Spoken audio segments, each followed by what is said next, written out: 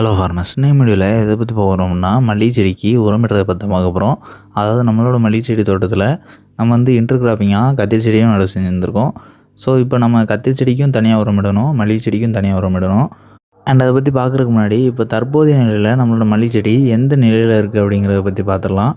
இப்போ நம்மளோட மல்லிகை செடி எல்லாமே முதல் சுற்று பூக்கள் வந்து முடிவடைந்து அடுத்த சுற்று பூக்களுக்கான தாவர வளர்ச்சி வந்து இப்போ ஆரம்பித்து ஒரு மிடில் ஸ்டேஜில் இருக்குது அப்படின்னு நம்ம குறிப்பிடலாம். அதாவது பெரும்பாலான கொப்புகளில் வந்து துளிர்கள் வந்து அரும்புகளாக வந்துருச்சு.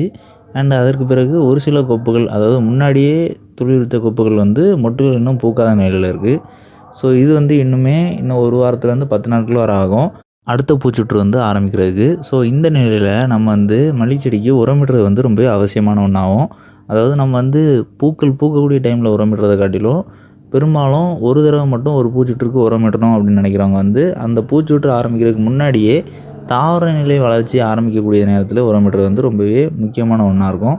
ஸோ அந்த டைமில் நம்ம உரமிடும்போது தான் அதிகமான பக்கக்கிளைகள் தூண்டிவிடப்பட்டு அதிகமான பூக்கள் எடுக்க முடியும். ஸோ அப்படின்னா தான் மகசூல் வந்து அதிகமான அளவில் கிடைக்கும். அண்ட் இப்போ உரமிடுறதை பற்றி பார்த்தோம்னா, நம்ம வந்து கத்திரி செடி உடுப்பேர நடவு செஞ்சுருக்கோம் அப்படின்னு சொல்லியிருந்தோம். ஸோ இந்த கத்திரி செடிக்கு வந்து நம்ம உரமிட்டு நேற்று வீடியோ பப்ளிஷ் பண்ணியிருந்தோம். ஸோ அந்த வீடியோவில் இந்த இடத்துல வந்து கத்திரி செடிக்கு ஆட்டியார் உரமிட்டிருந்தோம். ஸோ அப்போ நம்ம மல்லிகை செடிக்கு ஆட்டியார் உரமிட்டுறது இல்லையா அப்படின்னு கேட்டிங்கன்னா, இப்போ நம்ம ஊடுபேராக கத்திரி செடி வச்சுருக்கிறதுனால நமக்கு கத்திரி செடி இருக்கக்கூடிய இடத்துல மல்லிகை செடியோட வேரும், மல்லிகை செடி இருக்கக்கூடிய இடத்துல கத்திரி செடியோட வேர்களும் இருக்கும். ஸோ மல்லிகை செடியை பொறுத்தவரை மல்லிகை செடிக்கு மேக்ரோநியூட்ரியன்ஸ், அதாவது தலைச்சத்து, மணிச்சத்து, சாம்பல் சத்து எவ்வளவு தேவையோ அதுக்கு ஈடாக நுண்ணூட்ட சத்துக்களும் தேவை. ஸோ நுண்ணூட்ட சத்து குறைபாடு இருக்கும் பட்சத்தில் மல்லிகை செடியோட வளர்ச்சியாக இருக்கட்டும், பூக்களாக இருக்கட்டும், எல்லாமே ரொம்பவே குறைவாக தான் இருக்கும். ஸோ அந்த நுண்ணூட்ட சத்து குறைபாடு ஏற்படாமல் இருக்கணும் அப்படின்னா நம்ம வந்து மல்லிகை செடிக்கு இயற்கை உரமான வேப்ப மண்ணாக்கு கொடுக்குற மூலிமா மல்லிகை செடிக்கு ஏற்படக்கூடிய நுண்ணூட்ட சத்து குறைபாடு வந்து நம்ம சரி செய்யலாம். அண்ட் மல்லிகை செடிக்கு நுண்ணூட்ட சத்து குறைபாடு ஏற்படாத அளவுக்கு நம்மளால் பார்த்துக்க முடியும். ஸோ நம்ம வந்து எந்த மாதிரி உரமிடுறோம் மல்லிகை செடிக்கு அப்படின்னு பார்க்கும்போது, இப்போ நீங்கள் பார்த்தீங்கன்னா தெரியும், நீங்கள் ஸ்க்ரீனில் பார்க்குற மல்லிகை செடிக்கு எல்லாமே செடிக்கு 2 சைடு மட்டும்தான் நம்ம மைக்ரோ டியூப்பில் தண்ணி பாய்ச்சிட்ருக்கோம். ஸோ நம்ம மல்லிகை செடிக்கு உரமிடணுனாலும் இந்த 2 சைடு மட்டும்தான் உரமிட முடியும்.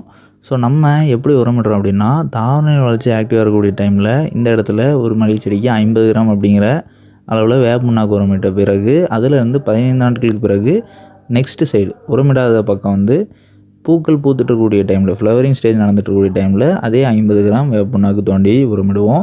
ஸோ ரெண்டுத்துக்குமே 15 நாட்கள் இடைவெளி. அண்ட் நெக்ஸ்ட்டு நம்ம ஏற்கனவே உரமிட்டிருந்த இடத்துல திருப்பி அந்த வேப்ப புண்ணாக்கு தோண்டி அதில் திருப்பி 50 கிராம் வேப்ப புண்ணாக்கு நம்ம உரமிடணும். ஸோ இதே ரொட்டீனில் 15 நாட்களுக்கு ஒரு முறை நம்ம ரெகுலராக பண்ணிகிட்டு இருக்கும்போது மல்லிகை செடிக்கு ஏற்படக்கூடிய நுண்ணூட்டச்சத்து குறைபாடு ஏற்படாமல் இருக்கிறதுக்கும், சீரான வளர்ச்சிக்கு தேவைப்படக்கூடிய நுண்ணூட்டச்சத்துக்களாக இருக்கட்டும், இல்லைனா தலைச்சத்து, மணிச்சத்து, சாம்பல் சத்தாக இருக்கட்டும், எல்லாமே சரிவர மல்லிகை செடிக்கு கிடைக்கும். அண்ட் நம்ம குறிப்பிடக்கூடிய உரமிடக்கூடிய நேரத்தில் வந்து மல்லிகை செடிக்கு ஃபஸ்ட்டு வேப்ப புண்ணாக்கு நம்ம வைக்கும்போது தாவர நிலை வளர்ச்சியை ஊக்கப்படுத்துறதுக்கும், செகண்ட் டைம் வேப்ப புண்ணாக்கு பூக்கும் நிலையில் வைக்கும்போது அந்த மொட்டுகளை பெரிதாக கொண்டு வரதுக்கும் ரொம்பவே சப்போர்ட்டிவாக இருக்கும். அண்ட் இதே ஸ்டேஜில் நீங்கள் பயன்படுத்தும் போது உங்களோட மல்லிகை செடியை ஆரோக்கியமாக வச்சுக்கிறதுக்கும் மகசூல் அதிக அளவு பெறுறதுக்கும் வழிவகுக்கும்.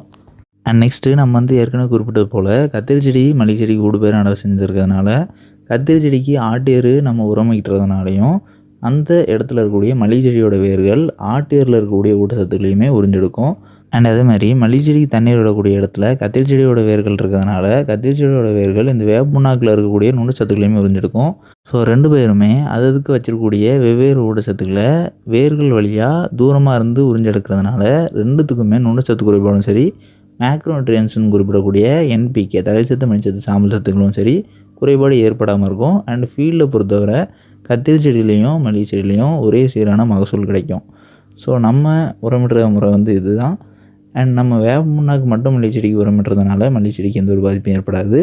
அண்ட் வேப்ப புண்ணாக்கு மல்லிகை செடிக்கு உரமிடுறதை பொறுத்தவரை உங்களோட மல்லிகை செடிக்கு எந்த ஒரு வேர் சம்மந்தமான பூஞ்சை நோய்களும் அதிக அளவு ஏற்படாத பட்சத்தில் ஆரோக்கியமாக இருக்கக்கூடிய மல்லிகை செடிக்கு நம்ம குறிப்பிடுறது போலேயே 50 கிராம் 15 நாட்களுக்கு ஒரு முறை பயன்படுத்தினாலுமே போதும். இது வந்து ஒரு பெர்ஃபெக்டான ப்ரிவென்டிவ் மெஷராக இருக்கும். அதாவது முன்னெச்சரிக்கையாக நம்ம பயன்படுத்தக்கூடியதுக்கான அளவே இருக்கும்.